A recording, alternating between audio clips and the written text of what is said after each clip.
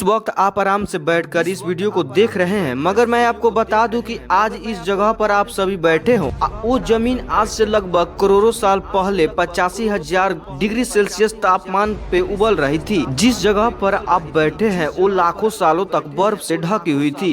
ये दोनों बात सच है। इस वीडियो के अंदर आप पृथ्वी के 450 करोड़ साल को देखने वाले हैं। जिस जगह आज हमारा सौर मंडल है वहाँ विभिन्न प्रकार के गैस और धूल के बादल हुआ करता था। वैज्ञानिकों के मुताबिक इस धूल के बादलों से दूर एक तारा हुआ करता था। वक्त के साथ साथ उस तारे की ऊर्जा कम होने लगी, जिसके कारण उसके अंदर एक विशाल विस्फोट हुआ। विस्फोट की वजह से अंतरिक्ष के ये धूल कण एक दूसरे से दबने लगे। इस दौरान बादलों में स्थित धूल कण दबाव और गर्मी के कारण बड़े उल्का पिंड पत्थरों में परिवर्तित हो चुके थे। इसी दबाव की वजह से इन बादलों में स्थित रेडियो एक्टिव पदार्थ ग्रेविटी का निर्माण किया, जिस ग्रेविटी के कारण बीच हाइड्रोजन और हीलियम इकट्ठा होने लगे। बीच के एक भयंकर दबाव के कारण एक बड़ा विस्फोट हुआ और इसी विस्फोट के कारण हमारे सूरज का जन्म हुआ। अंतरिक्ष में फैले एस्ट्रोइड यानी क्षुद्र ग्रह में भारी वजन की वजह से सूरज के करीब आकर सूरज के परिक्रमा करने लगे। धीरे धीरे इन्हीं एस्ट्रोइड से भारी टकराव हुआ, जिसके फलस्वरूप मरकरी, वेनस, अर्थ,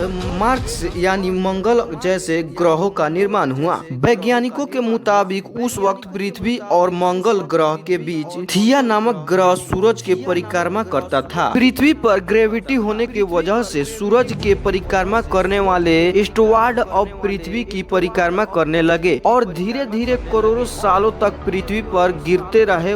और ऐसे ही घटना हमारे पड़ोसी ग्रह थिया पर भी हो रहे थे, जिसके कारण थिया पृथ्वी के और करीब आने लगा और पृथ्वी से टकराया। इस भयंकर टकराव की वजह से पृथ्वी के कण अंतरिक्ष में फैल गए। उस वक्त पृथ्वी पर एक ही समुद्र हुआ करता था, वो था 1900 डिग्री सेल्सियस तापमान पर उबलते हुए लवे का। वो सारी चीजें जो आज अलग अलग नाम से जाने जाते हैं। वक्त के साथ पृथ्वी धीरे धीरे ठंडा होने लगा। इसके कारण पृथ्वी के भारी तत्व जैसे धातु, रेडियो एक्टिव पदार्थ पृथ्वी के केंद्र में जाकर इकट्ठा हो गए और हल्के पदार्थ पृथ्वी के सतह पर आ गए। लाखों सालों तक पृथ्वी पर उल्का पिंडों की बरसात हुई और गिरते हुए उल्का पिंडों में जमा नमक, मिनरल्स और पानी। करोड़ों सालों तक इन उल्का पिंडों का बरसात होते थे और धीरे धीरे पृथ्वी की ऊपरी सतह पानी से ढकने लगी। वैज्ञानिकों के मुताबिक यही वो वक्त था जब दो ग्रह पानी के अंदर निकलने वाले ज्वालामुखियों से पहली बार सूक्ष्म जीवों का निर्माण हुआ। लाखों साल बाद एक वक्त ऐसा आया जब पृथ्वी की पूरी सतह पानी से ढक चुकी थी। आज से करीब 300